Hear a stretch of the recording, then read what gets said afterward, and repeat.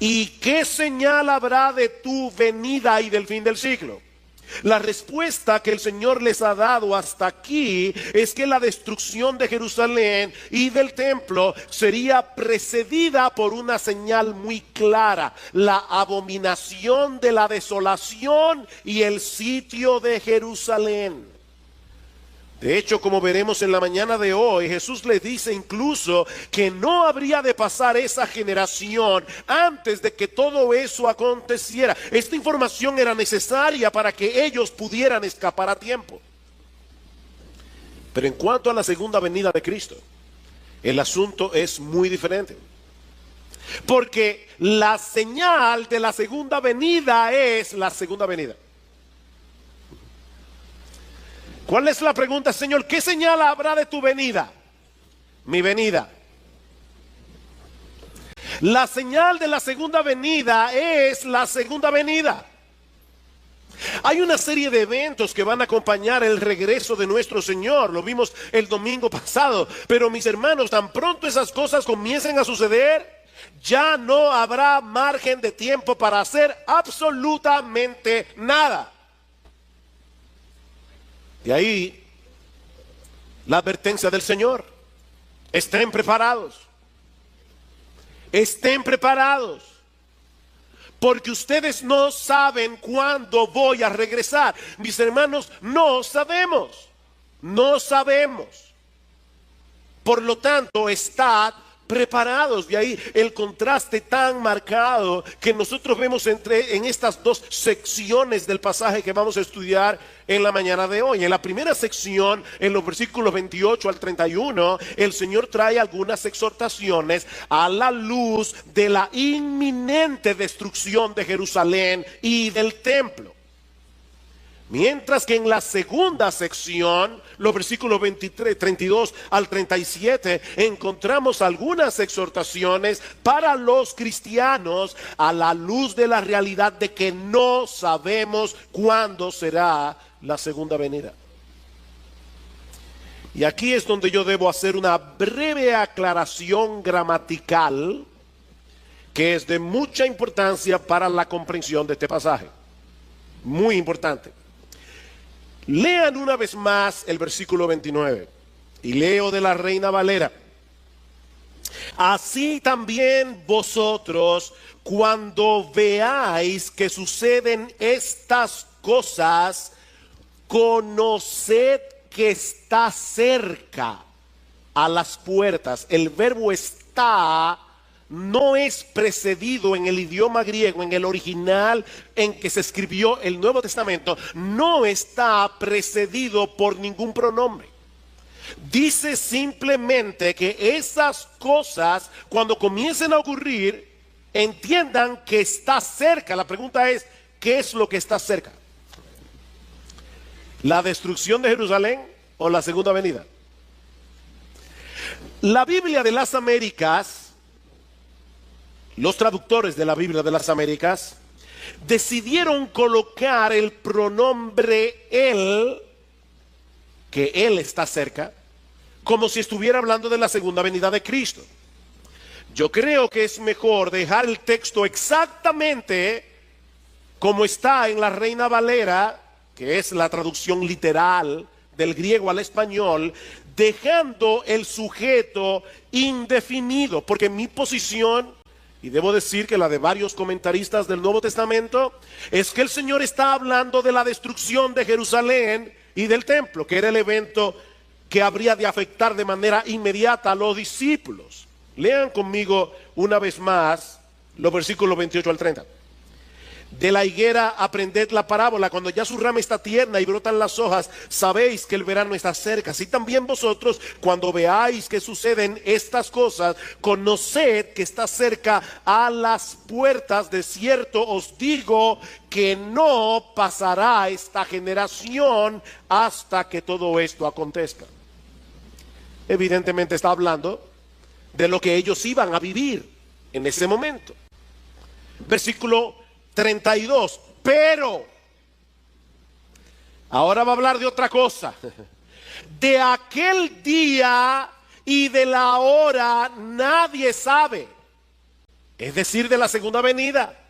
Ni aun los ángeles que están en el cielo, ni el Hijo, sino el Padre. Mirad, velad y orad, porque no sabéis cuándo será el tiempo. Versículo 35. Velad pues, porque no sabéis cuándo vendrá el Señor de la casa. ¿Ven, hermanos, el contraste? En cuanto a la destrucción de Jerusalén y del templo, algunas cosas iban a ser indicativos de que el tiempo está cerca. Pero nadie sabe con precisión cuándo habrá de ocurrir la segunda venida de Cristo. Es por eso que hemos titulado este mensaje, Estad preparados. Estad preparados. El Señor exhorta a sus discípulos, a los 12 apóstoles que estaban allí, que escucharon originalmente este discurso. El Señor los exhorta a estar alertas en cuanto a la destrucción de Jerusalén. Versículos 28 al 31. Pero a partir del versículo 32, Cristo exhorta a su iglesia en general a estar preparados para su regreso, porque no sabemos cuándo será. Con esto en mente, veamos ahora la primera parte de este pasaje, versículo 28. De la higuera aprended la parábola. Cuando ya su rama está tierna y brotan las hojas, sabed que el verano está cerca. Tan pronto comienzan a brotar las ramas y las hojas de la higuera, es un indicativo de que el verano está cerca. Y de paso, mis hermanos, no hay que buscarle las 5 patas al gato. Algunas personas dicen, la higuera es Israel, y por lo tanto allí está hablando de cuando Israel vuelva a constituirse como nación. Y eso sucedió en el año 1948 con una resolución de la ONU. Entonces iban a pasar 40 años para la venida del Señor. Así que algunas personas geniales, guruses de la profecía, dijeron: Cristo viene en el año 1988. Estamos en el 2017 y no ha vuelto. Mis hermanos, la higuera allí no significa otra cosa que una mata de higuera. De hecho, si buscan el pasaje paralelo en el Evangelio de Lucas, verán que dice: de la higuera y de los otros árboles aprended la parábola. No hay nada especial en la higuera aquí.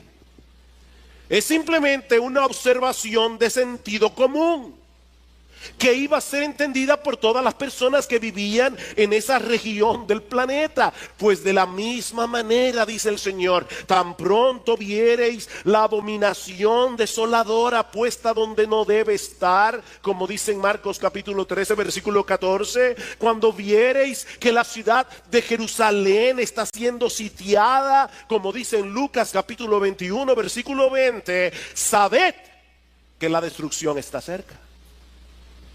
Sabed que la destrucción está cerca. Como decía hace un momento, mis hermanos, esta información era necesaria porque algunos de ellos estarían vivos en ese momento. Versículo 30: de cierto os digo que no pasará esta generación hasta que todo esto acontezca.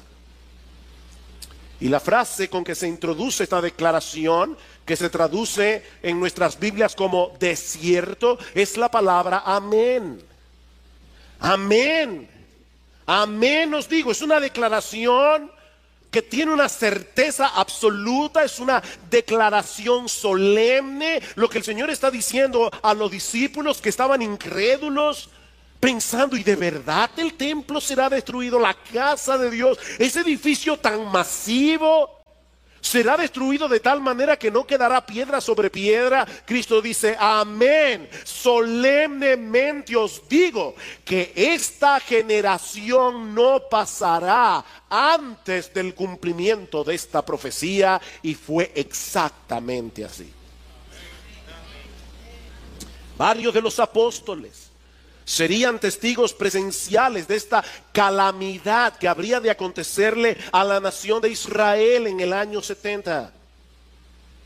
Aunque el cumplimiento de esta profecía parecía algo imposible en ese momento, el Señor quiere desarraigar de la mente de los discípulos cualquier duda que ellos pudieran estar albergando en sus corazones. Versículo 31: el cielo y la tierra pasarán, pero mis palabras no pasarán. ¿A ustedes les parece de verdad increíble que el templo sea destruido. No, déjeme decirles ahora algo más increíble. El cielo y la tierra pasarán. No el templo, no. El cielo y la tierra, el universo entero pasará. Pero mis palabras no pasarán. No pasarán. Ya Cristo había dicho en el versículo 24, el sol se oscurecerá, la luna no dará su resplandor, las estrellas caerán del cielo, las potencias que están en los cielos serán conmovidas, el cielo y la tierra pasarán, mis hermanos, para dar paso a los nuevos cielos y la nueva tierra. Dice en segunda de Pedro capítulo 3 versículo 10 que el día del Señor, y por el contexto sabemos que el día del Señor es el día de la segunda venida de Cristo. El día del Señor vendrá como ladrón en la noche, en el cual los cielos pasarán con grande estruendo, los elementos ardiendo serán deshechos, y la tierra y las obras que en ellas hay serán quemadas. Es por eso que la segunda venida y el fin del mundo coinciden. Mis hermanos, ¿qué está describiendo Cristo aquí? La segunda venida. ¿Qué va a pasar después de la segunda venida? ¿Un reino de 1000 años? No. Lo que va a suceder después de la segunda venida de Cristo es cielos nuevos y tierra nueva. Pero nosotros, dice Pedro, esperamos según sus promesas cielos nuevos y tierra nueva en los cuales mora la justicia. Nos parece difícil imaginar algo así. El cielo y la tierra parecen tan estables. El cielo y la tierra parecen tan inamovibles. Y sin embargo pasarán. Pero, y este es el énfasis de las palabras de Jesús en este versículo, mis palabras no pasarán. Las palabras de Cristo tienen un cimiento inamovible, porque son las palabras del Dios encarnado. Y tal parece que hay una conexión intencional aquí entre lo que dice el Señor en Marcos 13 con lo que dice el profeta Isaías. En Isaías capítulo 40 versículo 8 dice: sécase la hierba, marchítase la flor, mas la palabra del Dios nuestro permanece para siempre. La palabra de Cristo es la palabra de Dios, porque Cristo es Dios. Y esa palabra es segura, porque Dios es eterno, porque Dios es veraz, porque Dios es fiel, porque Dios es inmutable, porque Dios tiene todo el poder para hacer lo que Él quiere hacer. Así que cuando Dios dice esto va a suceder, mira, tú puedes estar completamente seguro, eso va a suceder. Así que no solo Jerusalén y el templo serían destruidos, tal como Jesús lo había predicho. No, todo el universo experimentará un cataclismo cuando nuestro Señor y Salvador regrese en gloria. Y mi amigo, déjame decirte algo, ya lo primero se cumplió. Ya Jerusalén fue destruida, ya el templo fue destruido, ya los judíos fueron castigados y enviados a todas las naciones, eso ya pasó. Y Jerusalén ha sido hollada por los gentiles, eso ya pasó. Llegó el tiempo de los gentiles, el tiempo del evangelio abierto para los gentiles, eso ya pasó. Así que tú puedes estar completamente seguro de que lo otro pasará también. Nuestro Señor Jesucristo volverá. Y de ahí la exhortación o las exhortaciones que encontramos en los versículos 32 al 37, versículo 32. Pero, de aquel día y la hora nadie sabe. En cuanto a la destrucción de Jerusalén, no se preocupen, no pasará esta generación hasta que todo esto pase. Ustedes verán la abominación desoladora. Jerusalén será sitiada de ejércitos. Ahora, en cuanto a aquel día, al día de mi segunda venida, el día y la hora nadie sabe, ni aun los ángeles que están en el cielo, ni el Hijo, sino el Padre. Mirad, velad y orad, porque no sabéis cuándo será el tiempo. Miren, mis hermanos, El Señor no pudo haber sido más explícito en este pasaje en cuanto al hecho de que su segunda venida está velada para todo el mundo, excepto para el Padre. Excepto para el Padre. El texto comienza con una declaración general, pero de aquel día y la hora nadie sabe. Pastor, ¿y qué significa en griego la palabra nadie? ¿Significa nadie? Nadie. ¿Quién lo sabe? Nadie. A nadie le ha sido revelado por el Padre el tiempo de la segunda venida. A pesar de eso, a lo largo de la historia siempre han aparecido individuos que claman tener ese conocimiento.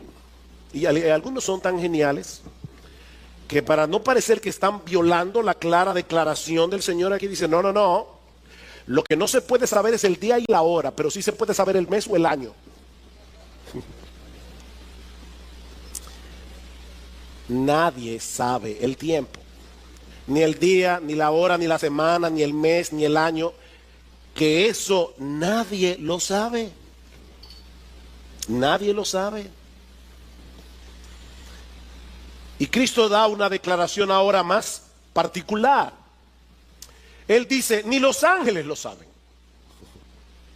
Nadie lo sabe, ni los ángeles lo saben, aunque ellos van a jugar un papel importante en este evento. Recuerda lo que dice el Señor en el versículo 27, dice, entonces le enviará a sus ángeles y juntará a sus escogidos de los cuatro vientos, desde el extremo de la tierra hasta el extremo del cielo. Los ángeles tienen una tarea que llevar a cabo durante la segunda venida. Pero ¿saben qué? Yo supongo que los ángeles no usan agenda. Hay muchos de nosotros que tienen agendas. Bueno, si hay una agenda en el cielo, una agenda de los ángeles, la segunda venida está en blanco. En esa agenda solo dice lo que ellos van a hacer en la segunda venida, pero la fecha de la segunda venida en la agenda de los ángeles está en blanco. Ellos no saben cuándo viene Jesús. Pero no solo eso, tampoco los apóstoles lo saben, o lo sabían. Vean el versículo 33, dice, mirad, velad y orad porque no sabéis. ¿Quiénes no sabían? Los apóstoles que estaban escuchando a Jesús. No sabéis cuándo será el tiempo. Versículo 35, velad pues porque no sabéis cuándo vendrá el Señor de la casa. Mis hermanos, los apóstoles que pusieron el fundamento sobre los cuales está edificada la iglesia de Cristo, como dice Pablo en Efesios capítulo 2, versículo 20, los que escribieron el Nuevo Testamento, donde están hoy las palabras de Jesús, ellos murieron sin saber el día de la segunda venida. Pero este texto dice algo todavía más sorprendente. Versículo 32. Pero de aquel día y la hora nadie sabe, ni aun los ángeles que están en el cielo, ni el Hijo. Ni el Hijo, sino el Padre. Wow, el Señor acaba de afirmar en el versículo 31 que sus palabras no pasarán. O sea, Él acaba de equiparar sus palabras a las palabras del Padre, pero ahora nos dice en el versículo siguiente que a Él no le fue revelado el tiempo de su segunda venida. ¿Cómo podemos explicar esto? Mis hermanos, esta declaración no debiera ser tropiezo para nadie que acepte la doctrina bíblica de la encarnación, de la segunda persona de la Trinidad. Mis hermanos, cuando Dios el Hijo aceptó la voluntad del Padre de venir a salvarnos, Él tuvo que asumir una naturaleza humana semejante en todo a la nuestra, pero sin pecado. Cristo era 100% Dios y 100% hombre. Él poseía en su persona todas las características que hacen que Dios sea Dios, y todas las limitaciones que son propias del ser humano. Una sola persona, dos naturalezas. Sin mezcla, sin confusión, Cristo era Dios y era hombre. Eso es un misterio, mis hermanos. Pero eso es lo que se revela claramente en las escrituras del Nuevo Testamento. Cristo no se hizo menos Dios al hacerse hombre, pero tampoco era una especie de Superman por el hecho de que era Dios. No, no, no, mis hermanos. Él se hizo hombre con todo lo que eso implica, excepto el hecho de que él nunca pecó. Porque de no haber sido así, él no habría podido dar su vida por nosotros en la cruz del Calvario, porque Dios no puede morir.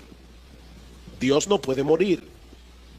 Pero el Señor Jesucristo expiró en la cruz. No fue un simulacro de muerte lo que él experimentó allí. No. Jesús experimentó una muerte real y verdadera como cualquier otra muerte.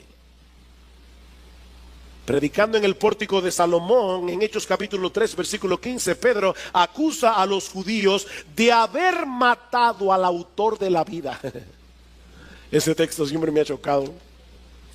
Ustedes mataron al autor de la vida. ¿Cómo puede ser posible que simples criaturas del polvo hayan podido matar al que creó todas las cosas, incluyendo la vida misma? Mis hermanos, la naturaleza humana que asumió el Hijo de Dios era humana, era verdaderamente humana. Y los seres humanos mueren. Y los seres humanos no lo saben todo. Es en su condición de humillación que Cristo afirma en este pasaje no conocer el tiempo de su venida. Mis hermanos, en su condición humana, Jesús conocía únicamente lo que el Padre quiso que él supiera. ¿Oyeron eso? En su condición humana, Jesús, el Hijo de Dios, sabía únicamente lo que el Padre quería que él supiera. Hasta ese punto de dependencia y de humillación llegó el Hijo de Dios al encarnarse. Juan capítulo 12, versículo 49. Porque yo no he hablado por mi propia cuenta. El Padre que me envió, Él me dio mandamiento de lo que he de decir y de lo que he de hablar. Wow. El Padre me dijo: mira, mi hijo, esto es lo que tú vas a decir cuando estés en la tierra. Hasta ese punto de dependencia, de obediencia, de humillación, llegó el Hijo de Dios para salvarte a ti y a mí. Más adelante, Juan capítulo 15, versículo 15. Escuchen este versículo con atención. Dice el Señor a sus discípulos: ya no os llamaré siervos, porque el siervo no sabe lo que hace su Señor, pero os he llamado amigos, porque todas las cosas que oí de mi Padre os las he dado a conocer. Y el tiempo de su segunda venida no fue una de esas cosas. El Padre no le reveló eso a Jesús durante su encarnación. Y, hermanos, esto es una lección para nosotros en cuanto a la aceptación de la voluntad de Dios. Porque no vemos en la Biblia a Jesús diciendo: Padre, por favor, es mi segunda venida, es el tiempo de mi glorificación, por favor, dime un tips de cuándo es. No, el Padre le dijo: tú no tienes por qué saber eso. Y el Señor no tiene problema en decir: yo no lo sé. Como hombre no lo sé. En mi condición de humillación no lo sé. En mi naturaleza humana no lo sé. Ni el Hijo. Ahora, déjenme volver atrás. Hermanos, esta declaración de Jesús no debería ser causa de tropiezo. Esta declaración de Jesús debe ser causa de un asombro reverente. De un asombro reverente. La segunda persona de la Trinidad se hizo hombre para salvarnos. Verdaderamente hombre, con todas las limitaciones de la naturaleza humana, incluyendo la limitación del conocimiento. Porque de no haber sido así, Cristo no nos hubiera podido salvar. Él tenía que ser Dios y hombre. No Dios hombre. Porque eso ya sería una tercera categoría. Ni Dios ni hombre. Es Dios hombre. No. Él no es Dios hombre. Él es Dios y hombre. Él lo sabe todo o no lo sabe todo. Él es todopoderoso, es débil y murió en debilidad. Es eterno y murió en la cruz. Puede estar en todas partes y no puede estar en todas partes. Pastor, explíqueme eso. No puedo. No puedo. Eso es un misterio. Pero eso es lo que dice la Biblia. Ahora, de paso, hermanos, esta es una prueba contundente a favor de la integridad de las Escrituras. Piensen en esto. Cuando se escribieron los evangelios, la iglesia estaba por todo el imperio romano predicando que Jesucristo, siendo Dios, se hizo hombre para salvarnos. Si los apóstoles no hubieran sido inspirados por el Espíritu Santo y ellos hubieran inventado lo que escribieron en los evangelios, miren, probablemente ellos no hubieran puesto ese versículo ahí. Porque ellos sabían que eso podía atentar contra la deidad de Cristo, como de hecho hacen los testigos de Jehová en el día de hoy, que son unos herejes. Porque no creen que Cristo es Dios. Eso es una herejía. Pero ellos fueron inspirados por el Espíritu Santo. Y por lo tanto ellos escribieron con exactitud lo que Jesús dijo. Y lo que Jesús dijo es que del día y la hora nadie sabe, ni el Hijo, sino el Padre. Y ellos escribieron eso, inspirados por el Espíritu Santo. Versículo 33. ¿Qué debemos hacer ante esta realidad de que no sabemos el tiempo de la venida? Mirad, velad y orad, porque no sabéis cuándo será el tiempo. Mirad, velad y orad. Como nadie puede saber con certeza que no será en este año, que no será en el otro, mirad, velad y orad. Alguien me preguntaba el domingo pasado, dos jovencitas de aquí de la iglesia, me preguntaron, pastor, pero si Jesús dijo que este evangelio debía ser predicado a todas las naciones, ¿no es eso una señal de que Jesús no puede venir pronto? Porque hay muchas naciones no alcanzadas. Mi respuesta fue, no necesariamente. Porque lo que Jesús dice literalmente en este pasaje es que el evangelio debe llegar a todas las etnias del planeta, a todas las etnias del planeta. Y lo cierto es que hay algunas de esas etnias que hoy están entre el grupo de las no alcanzadas, que en algún punto de la historia recibieron ya el evangelio. Muchos de los países de Medio Oriente que hoy son musulmanes ya recibieron el evangelio en el siglo I, segundo, tercero, cuarto. Ya se les predicó el evangelio, ya llegó el evangelio ahí.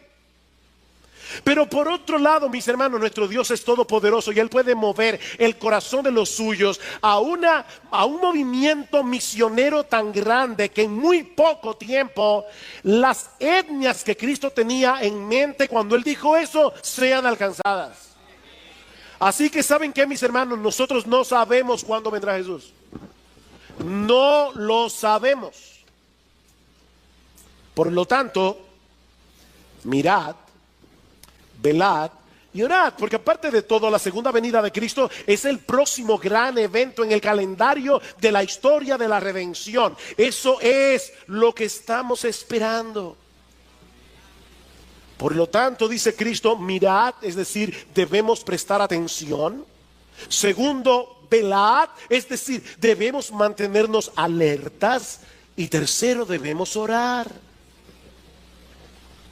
La palabra que se traduce aquí como velar es lo contrario de estar dormidos. Mis hermanos, ¿qué es lo que pasa cuando nosotros estamos dormidos? que perdemos contacto con la realidad, ¿no es así? Tú estás dormido. Un individuo puede tener un mal matrimonio, puede tener un montón de deudas, puede ser que mañana lo boten del trabajo, pero si él logra conciliar el sueño, él pierde contacto con esa realidad. Los problemas siguen ahí, pero él está durmiendo. Aunque los problemas siguen ahí, él pierde contacto con la realidad. Mis amados hermanos, miembros de Iglesia Bíblica del Señor Jesucristo, eso es precisamente lo que ocurre con aquellos que están dormidos espiritualmente. Están rodeados de peligros, peligros que amenazan su vida espiritual, peligros que amenazan su utilidad en el reino, pero ellos están ajenos a esa realidad. Ellos están durmiendo. De ahí la exhortación de Jesús. Presten atención, despiértense de ese sopor espiritual. Y es importante, hermanos, notar que estas tres palabras, mirad, velad y orad, están en presente imperativo. ¿Y eso qué significa? Primero, que es una orden, y en segundo lugar, que implican un esfuerzo consciente y constante de nuestra parte. Esto no se hace por inercia. Esto es algo, mi amado hermano, mi amada hermana, que tú y yo tenemos que hacer de manera intencional. Debemos hacer esto de manera intencional. Es por eso que la oración está incluida aquí, porque es imposible evitar las distracciones del mundo si no es en dependencia del Espíritu de Dios. Oren. Oren, mis hermanos. Nosotros debemos vivir a la espera del regreso de nuestro Señor. Nosotros debemos colocar ese evento en letras rojas en todas las páginas de nuestra agenda. Tú tienes una agenda, ponlo ahí en el tope, en letra roja. Cristo viene, Cristo viene, Cristo viene. Todos los días de tu agenda, Cristo viene. Y yo estoy aquí para esperar a mi Señor. Versículo 34. Es como el hombre que yéndose lejos dejó su casa y dio autoridad a sus siervos y a cada uno su obra, y al portero mandó que velase. Velad pues, porque no sabéis cuándo vendrá el Señor de la casa, si al anochecer o a la medianoche o al canto del gallo o a la mañana, para que cuando venga de repente no os halle durmiendo. Y lo que a vosotros digo, a todos lo digo: velad, velad. ¿Se dan cuenta cómo se resaltan aquí las mismas cosas otra vez? No sabemos cuándo viene Jesús y su venida será repentina. ¿Vieron eso? Para que cuando venga de repente no os halle durmiendo. Cada uno debe mantenerse espiritualmente despierto para poder hacer lo que Cristo le encargó que hiciera, de acuerdo a sus dones, de acuerdo a sus oportunidades. Mi hermano, tú fuiste salvado por Cristo para hacer algo. Él te dio dones.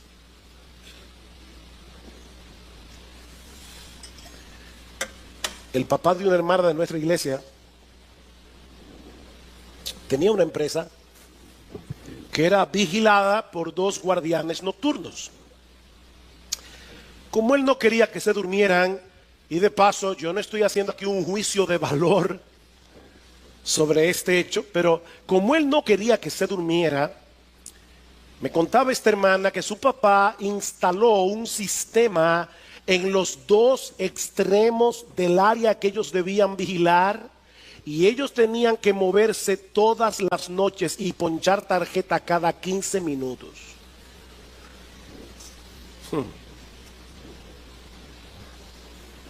Cada 15 minutos, ¡pac! Y volver otra vez, la noche entera. La noche entera. ¿Saben qué, mis hermanos? Nuestro Dios en su gracia ha instalado un sistema para que tú y yo nos mantengamos despiertos.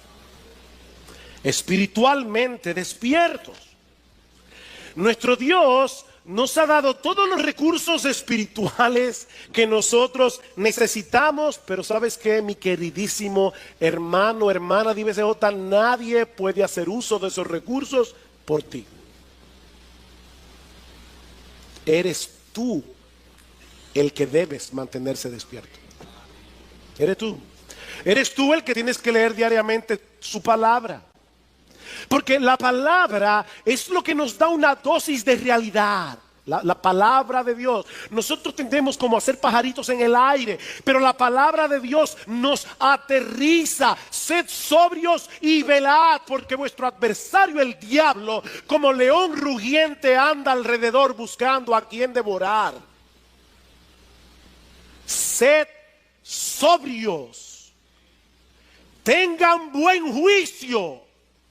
Porque estamos en una batalla y el enemigo que tenemos en contra es un enemigo formidable.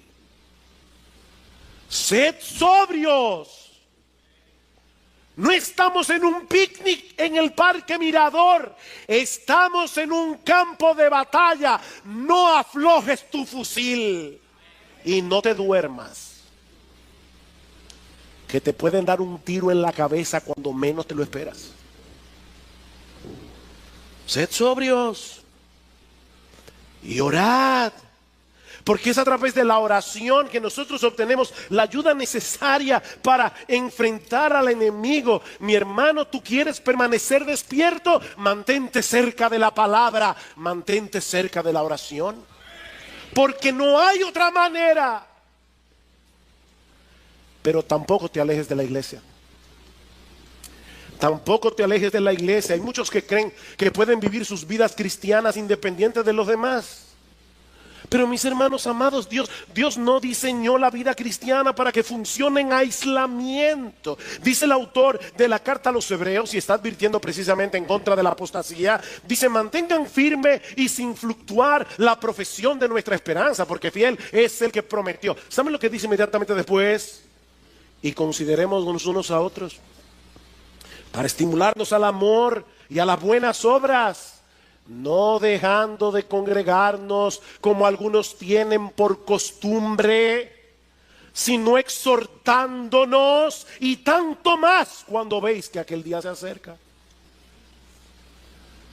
Ante la realidad de que nos acercamos cada vez más al encuentro de nuestro Señor, no dejemos de congregarnos, para que podamos estimularnos unos a otros al amor y a las buenas obras. Necesitamos el cuerpo de Cristo para mantenernos alertas, para mantenernos despiertos. Necesitamos exponernos a la predicación de la palabra. Necesitamos exponernos a las ordenanzas del Señor, como lo haremos esta noche, celebrando la Santa Cena. Oh, mis hermanos, despojémonos de todo peso y del pecado que nos asedia, para que podamos seguir corriendo con paciencia la carrera que tenemos por delante, porque muy pronto veremos a nuestro Señor. Despierta, mi hermano, si estás durmiendo. Despierta. Mantente alerta si estás despierto, pero no dejes de velar. Coloca delante de tus ojos ese día señalado en la agenda de Dios. Para muchas cosas el hombre tiene visión, mucha visión, pero es incapaz de percibir el estado real en que se encuentra su alma delante de Dios, y mucho menos es incapaz de desear el remedio que Dios ha provisto. Pablo dice en 2 Corintios capítulo 2 versículo 14 que el hombre natural, es decir, el hombre tal como sale del vientre de su madre, el hombre que todavía no ha nacido de nuevo, que no ha sido regenerado, no percibe las cosas que son del Espíritu de Dios, porque para él son locura. Pablo dice que no las puede entender, porque se han de discernir espiritualmente. Y en 2 Corintios 4:3 Pablo dice de manera más explícita que el Dios de este siglo cegó el entendimiento de los incrédulos para que no les resplandezca la luz del evangelio de la gloria de Cristo, el cual es la imagen de Dios. El hombre incrédulo está espiritualmente ciego, y con una ceguera que es 1000 veces peor que la física, porque ni siquiera le permite darse cuenta de que él está ciego. Él cree que ve, pero no ve. Y ese es precisamente el tema de la porción del Evangelio de Marcos que estudiaremos en esta mañana. Marcos capítulo 8, vamos a estar viendo los versículos 1 hasta el 26. Es un pasaje muy extenso, por lo que no vamos a detenernos en cada uno de los detalles que aparecen allí, pero aún así, mis hermanos, vale la pena entender esta porción del Evangelio de Marcos como un todo para poder ver el hilo de pensamiento que corre a través de esta sección del Evangelio. Este capítulo comienza con un incidente similar al que nosotros vimos hace varias semanas atrás en el capítulo 6 de Marcos, cuando el Señor alimentó a una gran multitud con 5 panes y 2 peces. Por eso hemos titulado esta primera escena "Una lección repetida para un grupo de alumnos de lento aprendizaje".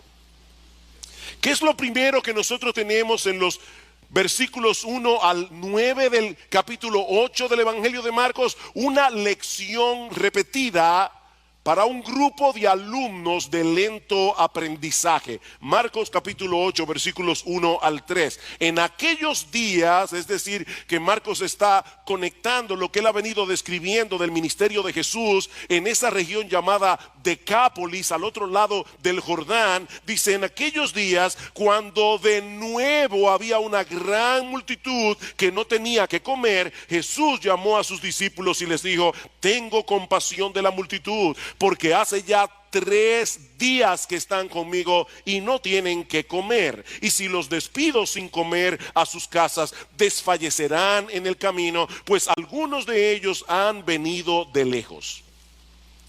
El Señor Jesucristo se encuentra todavía, como decía hace un momento, en esta región de Decápolis con sus discípulos, un territorio poblado mayormente por gentiles. Y Marcos nos dice que una vez más, de nuevo, dice en el versículo 1, se reunió en torno a él una gran multitud que no tenía que comer. ¿Cuánto desearíamos los pastores siempre tener congregaciones así? ¿Ustedes se imaginan? 3 días aquí predicando la palabra y que a ustedes se les olvide que no tienen que comer. Eso sería fantástico. Pero después me desperté. Estas personas, es que yo quiero que ustedes noten esos pequeños detalles que aparecen en el Evangelio de Marcos.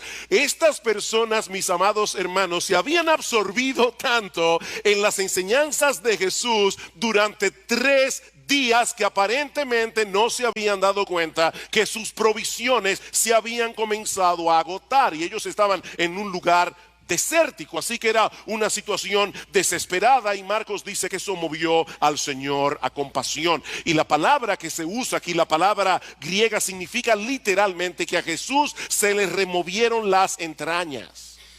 Algunos habían venido desde muy lejos, por lo que no iba a ser fácil para ellos encontrar provisiones, y Jesús sabía que ellos podían colapsar en el camino. Eso es lo que significa literalmente la palabra desfallecer en el versículo 3. Jesús sabía que ellos iban a colapsar si se iban a sus casas. Y mis hermanos, ¿saben lo que eso nos enseña? Que el Señor Jesucristo es un Salvador compasivo. Él no se conmueve únicamente por nuestros problemas espirituales y eternos. Él también está consciente, Él también está atento a nuestros problemas terrenales y temporales. Él no es indiferente al hambre, Él no es indiferente a la enfermedad, y eso lo vemos una y otra vez en los evangelios. Su corazón es movido a misericordia ante todo tipo de necesidad, ante todo tipo de sufrimiento. Ahora, lo interesante que nosotros vemos en este pasaje es que Él quiere desarrollar en los suyos, es decir, en ti y en mí, esa misma clase de compasión, esa misma clase de misericordia. Y es por eso que en el versículo 2 el Señor comparte su inquietud con los discípulos. Le dice, tengo compasión de la multitud. Y de paso es la primera vez y la única vez en los evangelios donde se dice eso del Señor de la boca del Señor mismo. O sea, los evangelistas dicen que Él tenía compasión, pero ahora es Cristo el que está abriendo su corazón y dice, tengo compasión. Tengo compasión por esta multitud, porque hace ya 3 días que están conmigo y no tienen que comer. Él comparte esta inquietud con los discípulos, pero mis hermanos, como sucede muchas veces, donde Jesús ve una oportunidad, nosotros vemos un problema. Y cuando vemos el problema, perdemos la oportunidad. ¿Cómo reaccionaron los discípulos? Versículo 4. Sus discípulos les respondieron, ¿y dónde podría alguien encontrar lo suficiente para saciar de pan a estos que están aquí en el desierto? De verdad que hay momentos que uno está leyendo los evangelios y uno saca exclamaciones. Yo no sé tú, pero a veces yo digo, ¿what? Déjame hacerte una pregunta. Si tú hubieras estado allí en ese momento, ¿cuál habría sido tu respuesta a los discípulos? Imagínate, ¿te acuerdas la serie El Túnel del Tiempo? Algunos se acordarán.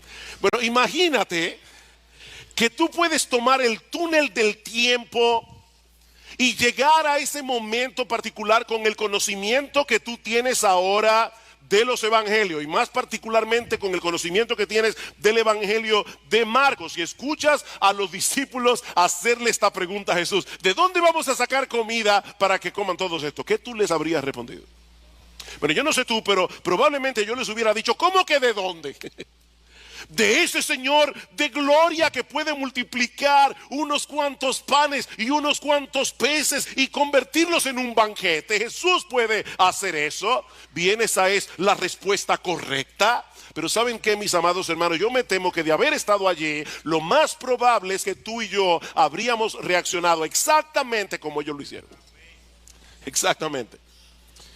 Tenemos un serio problema, tú y yo tenemos un serio problema para aplicar lo que conocemos del Señor. Cuando estamos en un momento difícil, cuando estamos en medio de la prueba, cuando estamos en medio del dolor, se nos olvidan los principios bíblicos, se nos olvida la teología. Pero ya hablaremos de eso dentro de un momento. Ahora, lo sorprendente de esta historia, mis hermanos, es que el Señor no desecha a sus discípulos por causa de su torpeza, y eso es una buena noticia, sino que con toda paciencia les repite la misma lección que le había dado en el capítulo 6, versículo 5. Y Él les preguntó, ¿cuántos panes tenéis? Y ellos respondieron, 7. Entonces mandó a la multitud que se recostara en el suelo, y tomando los 7 panes, después de dar gracias, los partió y los iba dando a sus discípulos para que los pusieran delante de la gente, y ellos los sirvieron a la multitud. También tenían unos pocos pececillos, aparentemente sardinas, y después de bendecirlos, mandó que estos también los sirvieran. Todos comieron y se saciaron, y recogieron de lo que sobró de los pedazos 7 canastas. Los que comieron eran unos 4,000 y los despidió. Marcos no nos dice cómo fue que operó el poder de Jesús para hacer este milagro. Y eso es algo que siempre me lo he preguntado. ¿Sería que al partir el pan crecía el otro pedazo? ¿O sería que en la canasta donde estaban los 7 panes y los pocos pececillos comenzaron a aparecer de la nada panes y peces? Nosotros no lo sabemos. Y ¿saben qué, mis amados hermanos? No tiene la menor importancia, porque sea de un modo o de otro, el punto es que el Señor alimentó milagrosamente a un montón de personas con 7 panes y unos pocos pececillos. Es el mismo que en el principio creó de la nada con el poder de su palabra los cielos y la tierra. Él estaba allí ese día, encarnado en persona, y sigue siendo el mismo en el día de hoy, un Salvador compasivo y todopoderoso. Marcos dice en el versículo 9 que eran 4,000 personas, y Mateo, en el pasaje paralelo en Mateo 15:38, dice que ese cálculo fue sin contar las mujeres y los niños. ¿Cuántas personas habían allí? Probablemente más de 15,000. Y aún así sobraron 7 canastas llenas de comida. Y de paso, mis hermanos, la palabra que usa Marcos aquí para canasta no es la misma que se usa en el pasaje anterior, en el capítulo 6. Esta era una canasta, como nosotros tenemos una fuerte influencia norteamericana. Creo que ustedes van a entender esto. Es un hamper, eso es lo que significa la palabra griega. Es una canasta lo suficientemente grande para que quepa un hombre entero dentro de ella. Es la misma palabra que aparece en Hechos capítulo 9, versículo 25, cuando dice que Lucas, que Pablo tuvo que ser descolgado del muro de Damasco en una canasta. Así que es probable que en esta ocasión hayan recogido más panes y más peces que en el milagro anterior. Mis hermanos, ¿qué aprendemos de esta escena? Que nuestro Dios tiene el poder para proveer para todas nuestras necesidades conforme a sus riquezas en gloria en Cristo Jesús, como dice Pablo en Filipenses 4. Él es un Dios confiable, Él es un Dios poderoso, Él es un Dios compasivo. Nosotros podemos echar nuestras cargas, podemos echar nuestras ansiedades sobre Él porque Él tiene cuidado de nosotros, como dice el apóstol Pedro. Lamentablemente e increíblemente hay muchos que no quieren a ese Salvador reinando en sus vidas. Y por eso cierran sus ojos a toda evidencia, como vemos en la siguiente escena del pasaje, que yo he titulado Palabras de juicio para un grupo de ciegos que no quiere ver. Palabras de juicio para un grupo de ciegos que no quiere ver. Marcos nos dice en el versículo 10 que inmediatamente después del milagro Jesús se embarcó a la región de Dalmanuta con sus discípulos, donde es confrontado por los fariseos. Versículo 10: y subiendo enseguida a la barca con sus discípulos fue a la región de Dalmanuta. Entonces salieron los fariseos y comenzaron a discutir con él, buscando de él una señal del cielo para ponerle a prueba. Esta fue la última confrontación de Jesús con los líderes religiosos de Israel en la región de Galilea, porque unos días más tarde el Señor iba a dirigirse a Jerusalén y allí sería juzgado, allí sería condenado a muerte. Así que en cierto modo, mis amados hermanos, lo que nosotros estamos viendo aquí en el capítulo 8 del Evangelio de Marcos marcó el principio del fin del ministerio terrenal de Jesús. Y es interesante notar que los fariseos fueron a buscar a Jesús para discutir con él. No fue que se encontraron con Jesús por accidente. Ellos andaban detrás de Jesús. ¿Y saben por qué andaban detrás de Jesús? Porque estos hombres no soportaban el evangelio de la gracia. Ellos andaban detrás de Jesús porque ellos estaban tan absortos en su propia justicia que ellos odiaban el evangelio. El evangelio era un insulto para estos hombres. Y ellos veían a las personas yéndose detrás de Jesús y estaban preocupados y querían desacreditar al Señor delante de todo el mundo, y por eso es que le piden una señal del cielo. ¿Notaron eso? Danos una señal del cielo. Y ese detalle es importante. Los judíos pensaban que Satanás podía imitar los milagros de Dios siempre y cuando se tratara de cosas que ocurrían aquí en la tierra. Pero ellos creían que Satanás no puede imitar los milagros que ocurren en el cielo, y eso es precisamente lo que ellos están pidiendo aquí. No vengas con esos milagros que tú haces aquí en la tierra, porque ya sabemos que el diablo puede hacerlos también. Haz algo verdaderamente extraordinario, algo que tenga que provenir directamente del trono de Dios. Detén el sol como hizo Josué en Gabaón, o haz que llueva fuego del cielo como hizo Elías. Eso es lo que nosotros queremos, una señal del cielo. No venga con un milagrito aquí, no. ¿Cuál fue la respuesta de Jesús a esta ridícula petición? Versículo 12. Suspirando profundamente en su espíritu, dijo: ¿por qué pide señal esta generación?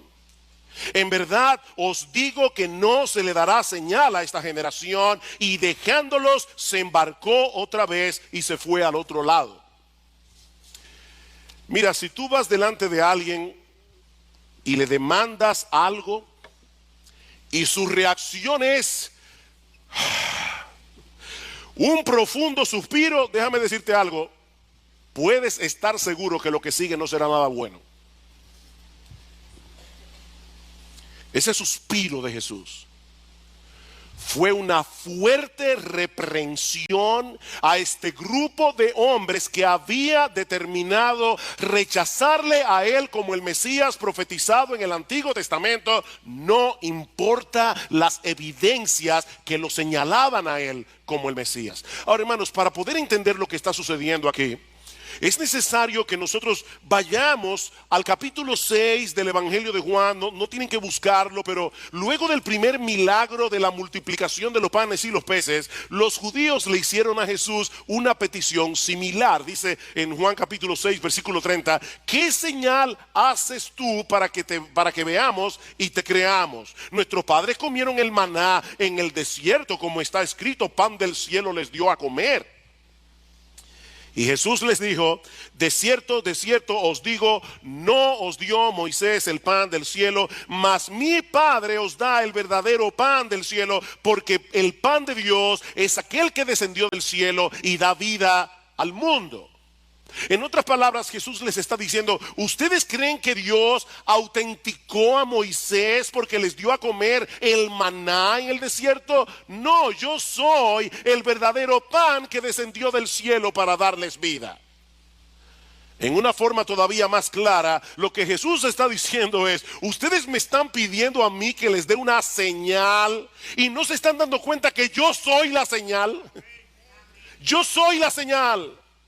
Si ustedes no creen, a pesar de lo que han visto en mí, no van a creer de ningún modo, porque no existe una señal más convincente que yo. Yo soy la señal. Mis hermanos, piensen en esto por un momento. El Dios del cielo se hizo hombre. ¿Ustedes se imaginan eso? El Dios del cielo se hizo hombre. El Dios del cielo vivió una vida perfecta. El Dios del cielo llevó a cabo milagros extraordinarios como la multiplicación de los panes y los peces. Predicó la palabra como nunca nadie lo ha hecho ni lo hará jamás. Y todavía le estaban pidiendo evidencias de que él era un enviado de Dios. ¿Saben por qué Jesús no respondió a la demanda de los fariseos? Porque ellos no necesitaban más pruebas, ellos necesitaban arrepentimiento. Ellos no necesitaban más pruebas. Leí en estos días algo que dijo el famoso ateo pensador francés Voltaire. Él dijo una vez, oigan esto, si aún llegara a suceder que ocurriera un milagro en un mercado abierto ante 1 millar de testigos confiables, preferiría desconfiar de mis sentidos que admitir el milagro. ¿Qué les parece? ¿Cuál es el peor ciego? El que no quiere ver. No hay peor ciego que el que no quiere ver. Esa es la acusación de Pablo a toda la raza humana en el capítulo 1 de su carta a los romanos. Dios se ha revelado a través de la creación y lo ha hecho de una manera inconfundible, pero el hombre ha decidido detener con injusticia la verdad. El hombre detiene con injusticia la verdad. Él sabe que Dios existe, él sabe que Dios creó los cielos y la tierra, él lo sabe en el fondo de su corazón, pero él pretende vivir como si no lo supiera. Él se hace el tonto. Yo decía, ayer puse un Twitter. Sí, yo uso Twitter. Un Twitter que decía, no es por ser más inteligente que los incrédulos son incrédulos, es porque son deshonestos intelectualmente. Son deshonestos intelectualmente. En Juan capítulo 3 dice, la luz vino al mundo. Ese es el problema, la luz vino al mundo. ¿Y qué hicieron los hombres? Amaron más las tinieblas que la luz. Mis hermanos, eso es trágico.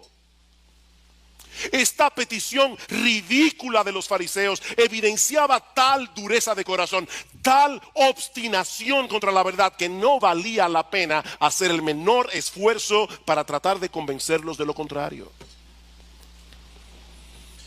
Marcos dice que el Señor los dejó. y se fue hacia el otro lado del mar. Y mis hermanos, esto no fue un simple traslado de un lugar a otro, esto fue un abandono. Esa es la idea. El Señor es muy paciente, muy paciente. Pero mi amigo, si tú estás aquí sin Cristo, déjame darte una advertencia muy sobria, muy solemne. Hay un momento en que el incrédulo traspasa una línea de no retorno. Una línea conocida únicamente por Dios. Cuando termina toda oportunidad de arrepentimiento, ese día los fariseos cerraron para siempre las puertas de salvación para ellos. Para siempre. Probablemente no volvieron a ver a Jesús nunca más. Esto es trágico. Pero el texto no termina allí. Marcos también nos narra otro incidente que nos revela otro tipo de ceguera espiritual, una ceguera que afecta a los creyentes. Los líderes religiosos de Israel estaban completamente ciegos, estaban voluntariamente ciegos, pero ahora Marcos quiere hacernos ver que los discípulos también tenían un serio problema en su entendimiento de las cosas. Por eso yo he titulado la siguiente escena: unas palabras de reprensión para un grupo de creyentes con miopía espiritual. Unas palabras de reprensión para un grupo de creyentes con miopía espiritual. El Señor y los discípulos se van en la barca al otro lado del mar, pero Marcos nos dice en el versículo 14 que se habían olvidado de traer panes para todo el grupo. De hecho, Marcos incluye el detalle de que había un solo pan en la barca para 13 hombres, bien comidos, pescadores, hombres que hacían mucha fuerza física.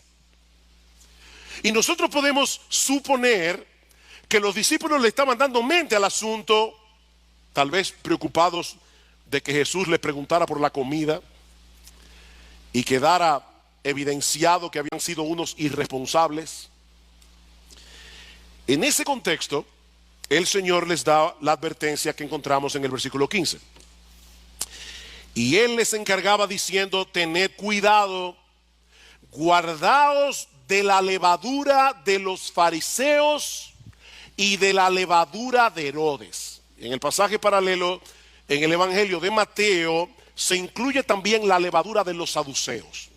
Así que si tomamos los dos pasajes, Jesús les dijo: tengan cuidado con la levadura de los fariseos, con la levadura de los saduceos y con la levadura de los herodianos. Estos eran los tres grupos de influencia en la sociedad judía de aquel tiempo. Los fariseos eran los legalistas, aquellos que se querían salvar a través de su obediencia, aquellos que creían ganarse el favor de Dios a través de rituales, a través de su obediencia a los 10 mandamientos. Luego estaban los saduceos. Los saduceos eran los teólogos liberales de aquellos días, aquellos que no aceptaban la inspiración total del Antiguo Testamento. Y luego estaban los herodianos. Los herodianos fácilmente se hubieran postulado en las elecciones de República Dominicana y habrían ganado muchos votos. Eran los secularistas de la época. Ahora, no olviden, hermanos, que los apóstoles eran creyentes, con la única excepción de Judas. Estos hombres lo habían dejado todo para seguir a Cristo, pero aún así el Señor les advierte que se cuidaran de la influencia de estos grupos.